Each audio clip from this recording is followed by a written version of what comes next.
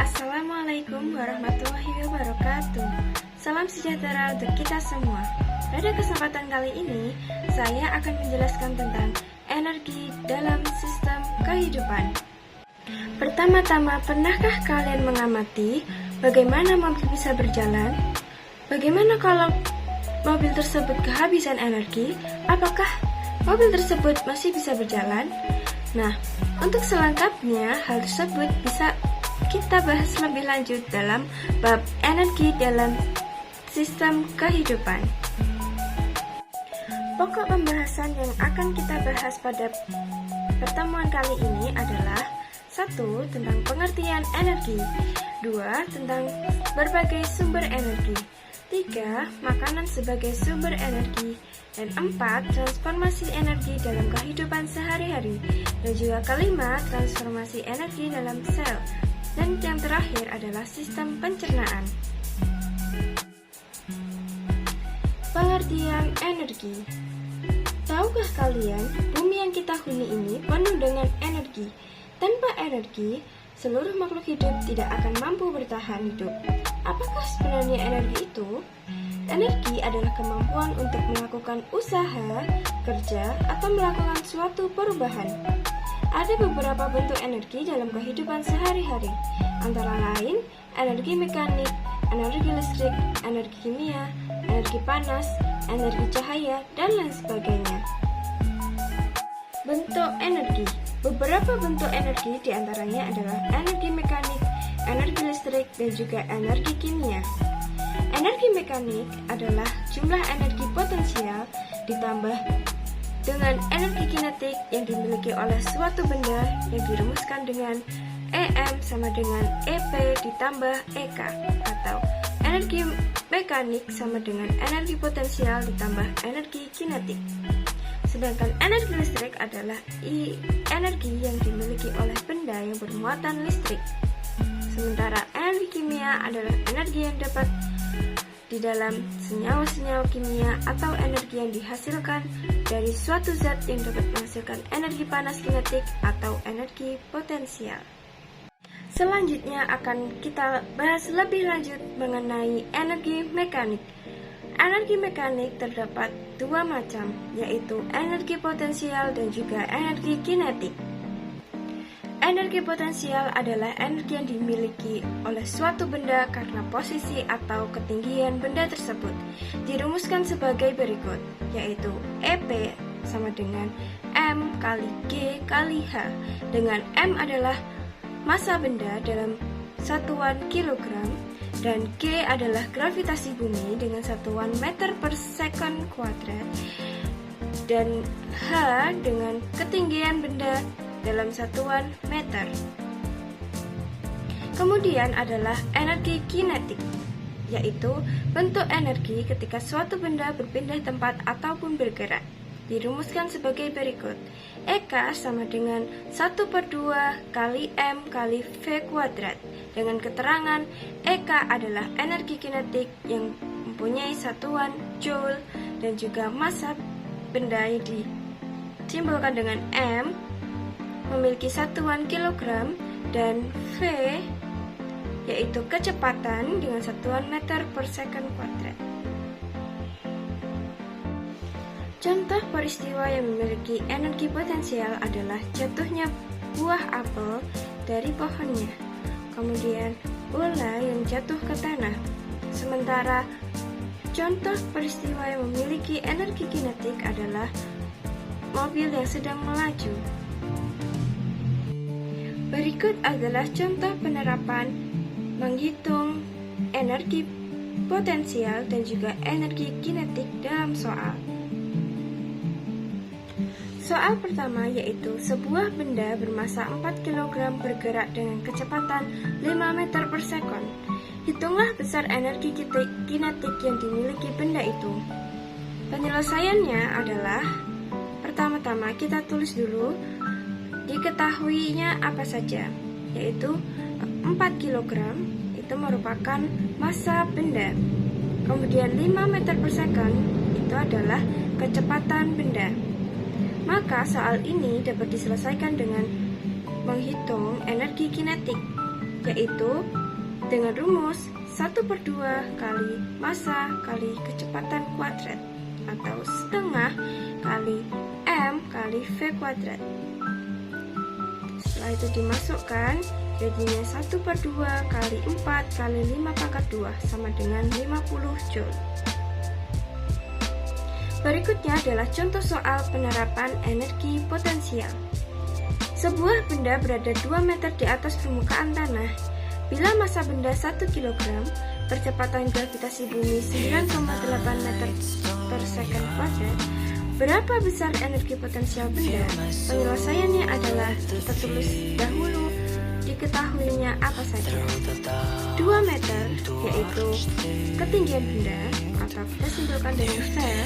Kemudian 1 kg merupakan massa benda, kita simpulkan dengan huruf M.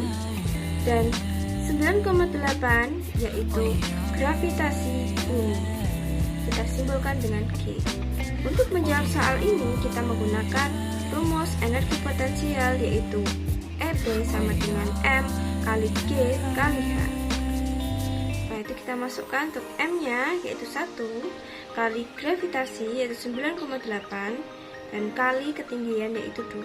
Didapatkan hasilnya adalah 19,6 Joule.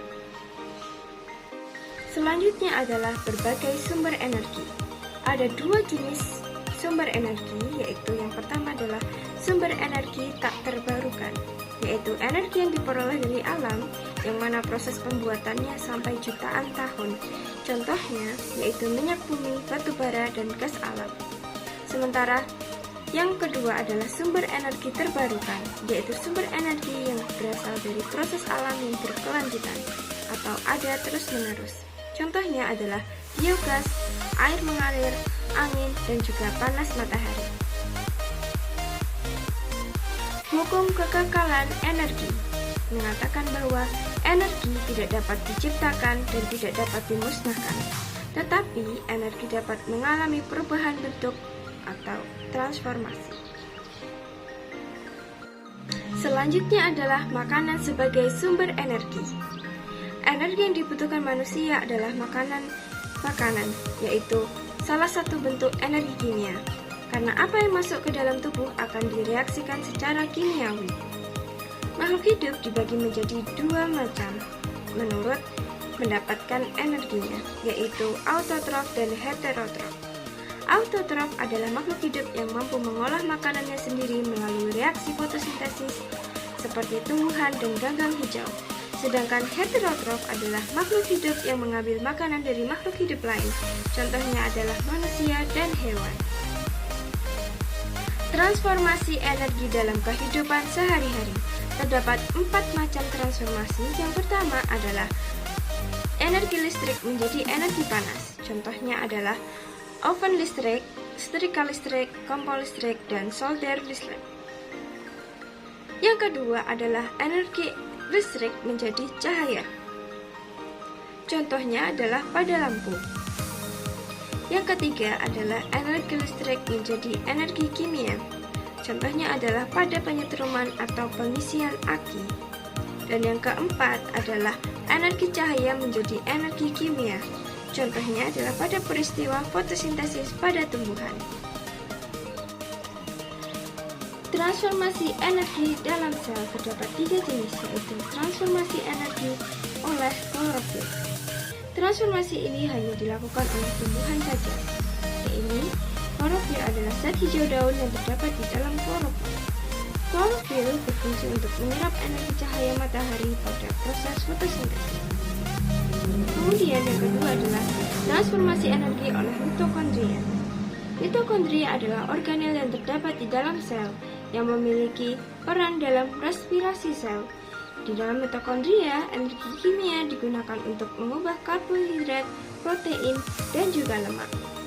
Dan yang ketiga adalah metabolisme sel, yang mana adalah proses kimia yang terjadi di dalam sel makhluk hidup. Terdapat proses fotosintesis dan juga respirasi. Selanjutnya adalah sistem pencernaan karbohidrat. Pencernaan karbohidrat dalam tubuh dapat ditemukan pada beberapa jenis makanan, yaitu nasi, jagung, gandum, roti, tepung, singkong, kentang, dan lain sebagainya. Dengan mengkonsumsi makanan tersebut, tubuh memiliki tenaga dan kekuatan untuk melakukan aktivitas sehari-hari.